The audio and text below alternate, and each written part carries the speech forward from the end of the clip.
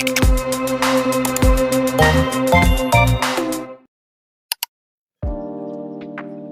dan selamat datang kembali di Jasa Trading Podcast yang ngobrolin hal-hal baru mengenai bioteknologi, bioscience. bioscience.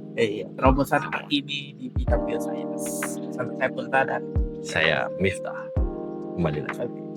Bahas Kita apa? udah vakum berapa minggu? Nggak tahu berapa minggu kalau 2 jadwal. atau 3 minggu Oke.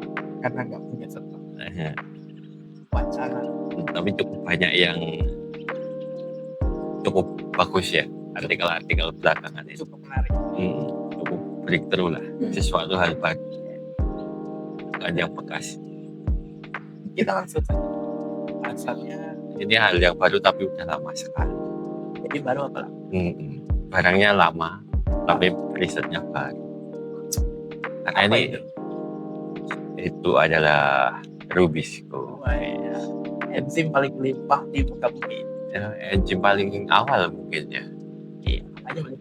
Yang melimpah. Karena enzim paling tua mungkin bisa jadi juga Salah salah satu. Tapi kalau melimpah kayaknya ya. Karena disinyalir kan ini sudah ada sebelum oksigen di bumi itu ada. Iya kan? Iya. Makanya dia sangat sensitif banget terhadap keberadaan oksigen. Tapi sebelum jauh, Rubisco ini ngapain dulu kan? Banyak orang mungkin nggak topik penelitiannya nggak terkait Rubisco atau singkatan sama. Benar juga ya. Ya Rubisco itu mungkin kalau yang agak familiar proses fotosintesis. Oke. Ya. Ini terlibat di proses-proses awal ya istilahnya itu. Kalau itu maksudnya di fiksasi karbon dari CO2. Khusus CO2. Iya, khusus CO2. Iya iyalah, enzim kan spesifik. Iya, gimana?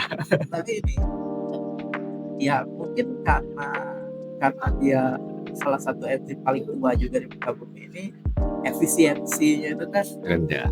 payah banget ya. Iya, masih memori masa lalu lah. Ketika status quo ketika buminya udah berubah, caranya masih cara lama. Si Rubisco itu konservatif ya. Konservatif, dia nggak mengikuti perkembangan. Makanya dari itu proses aktivitas si Rubisco ini juga seringkali sudah lambat terganggu oleh keberadaan oksigen. Iya. Nah, terobosan apa yang ada di ini biasanya di mana sih? Ya, penas apa? Oh ya, penas.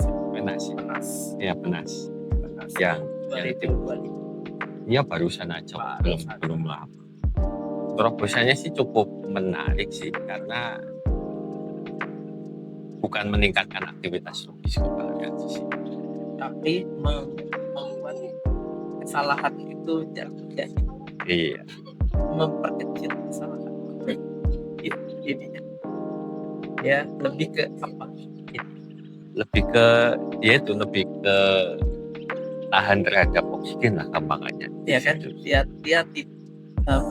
Dia nggak terganggu lah. Iya, nggak terganggu terhadap keberadaan oksigen yang implikasinya aktivitasnya jadi naik. Bukan gara-gara kecepatannya tinggi. Tapi karena jadi lebih sustain lah. Iya. Tahan lingkungan. Iya. Rubisco yang dipilih sendiri di penelitian ini udah yang tercepat di bumi. Dia diklaimnya. Galeria. Apa sih, lupa aku juga ini ya.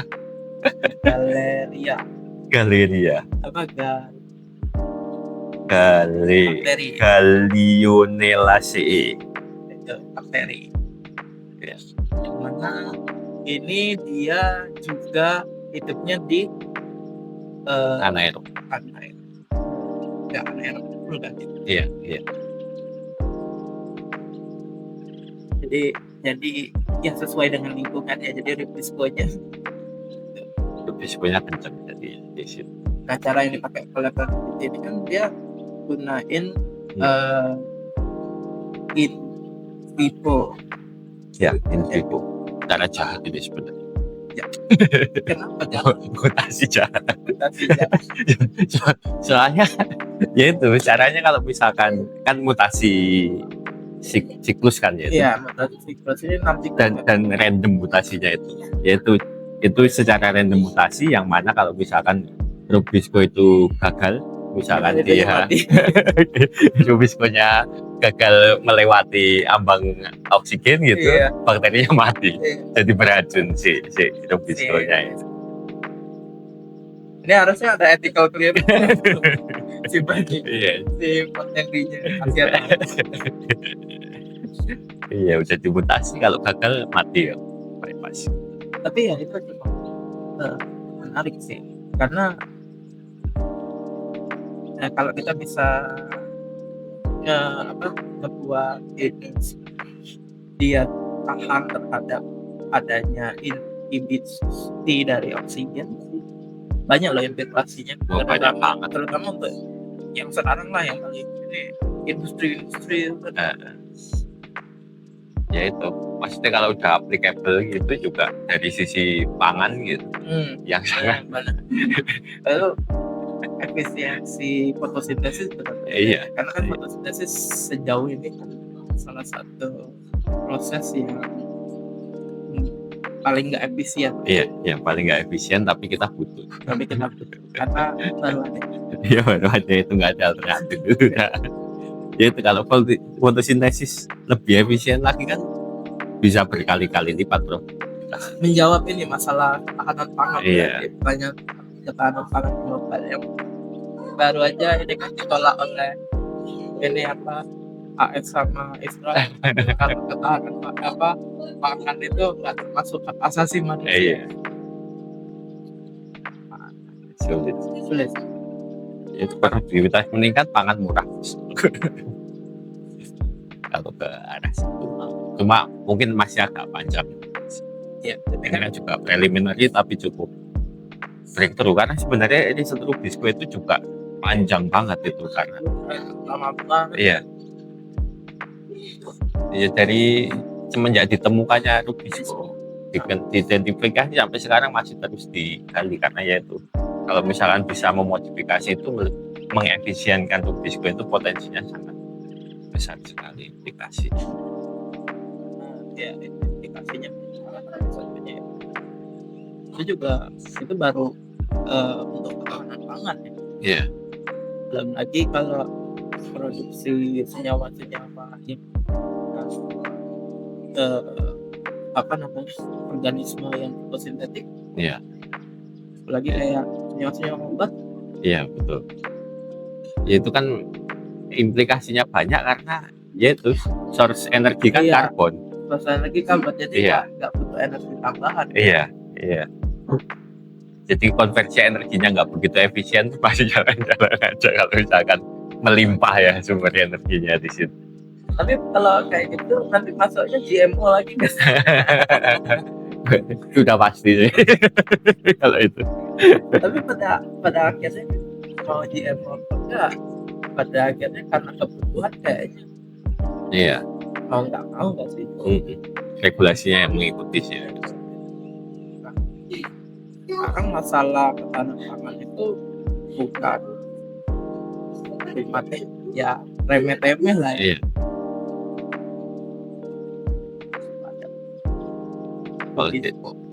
Indonesia swasembada pangan. Tapi lucu sih itu. Tapi ini Rubisco Rubisco bakteri sama Rubisco tanaman strukturnya mirip apa enggak? Yang jelas beda sih, walaupun ada kemiripan secara fungsional. Secara fungsional mirip, tapi secara struktural beda. Rubisco tanaman. Tapi setidaknya kalau ini bisa dipelajari gitu pasti replicable kan? Iya, replicable. Karena ya itu fungsinya sama. Kan sebenarnya kalau misalkan risetnya ini mungkin inisial random gitu.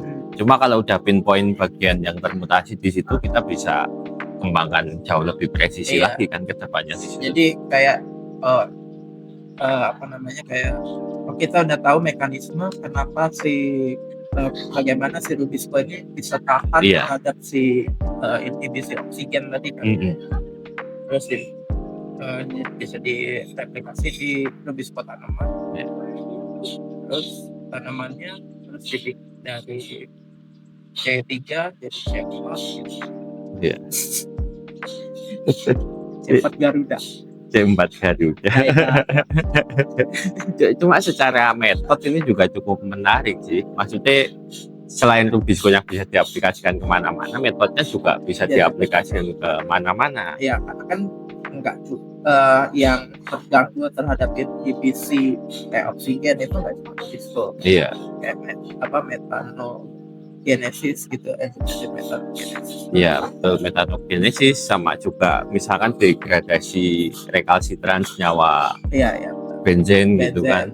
Itu kan dalam keadaan anaerob. Iya, anaerob. Itu kan bisa, maksudnya kan kalau ada cara evolusi yang bisa lebih cepat lagi dan bisa diarahkan gitu kan juga akan lebih bagus. Maksudnya potensi pengolahan limbah, potensi macam-macam bisa kan dengan cara evolusi seperti itu.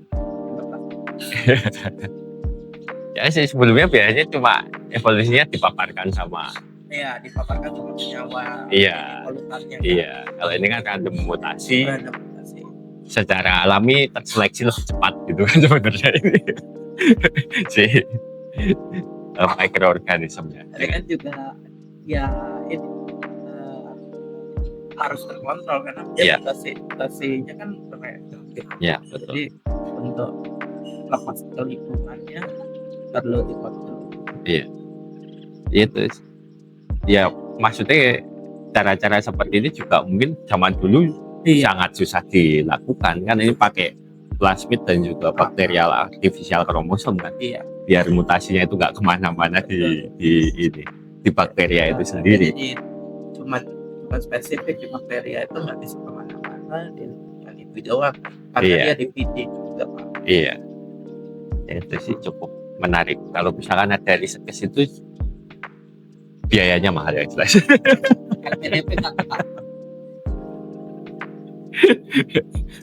Ya, maksudnya jangankan BAC kan, konstruk plasmid aja kan udah cukup ke situ aja sih LPDP. Cukup konstruk plasmidnya aja, belum ke bakteria artificial kromosomnya. Ya, ini promosomnya cukup oke karena ya kita bisa Rubisco di main. Rubisco sendiri itu potensinya gede banget kalau bisa bisa dipakati, bisa diefisienkan. Ya karena sumber energi itu bisa ganti nuklir ya. Mungkin loh bisa. Karena kayak gini, kalau misalnya itu bisa diefisiensi, bisa dipelajari untuk solar panel. Iya. Itu cukup hebat. Iya, maksudnya kan secara mekanisme fotosintesis juga dari solar, makanya bisa diaplikasikan.